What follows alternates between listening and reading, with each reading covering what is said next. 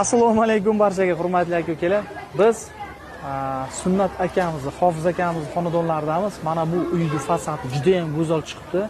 O'zbekiston, ya'ni Samarqand, Pazdorg'om, Qoraqo'ppa chidamiz. Mana Hofiz akamiz o'zlari. Aka, assalomu alaykum. Kayfiyat yaxshimi?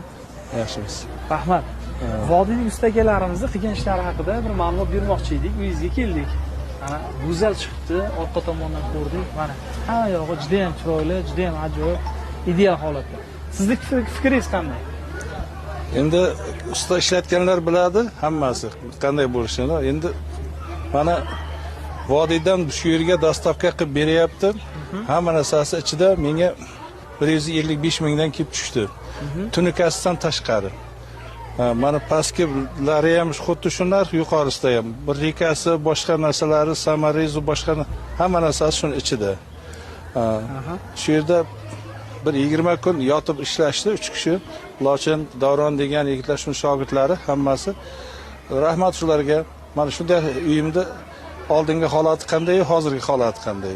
Oldingi holati bilan yer bilan osmoncha farqi bor hozir. Qishlog'imiz xursand, mana ko'chamiz xursand. Kim ko'rsa ham havas qiladigan darajada qilib ketishdi. Rahmat ularga.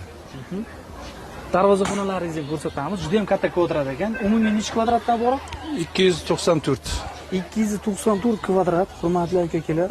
Mana shu demak plitkalarimizni narxlariga keladigan bo'lsak, 75 ming so'mdan uyigacha dastavka qilib berayotgan, ha?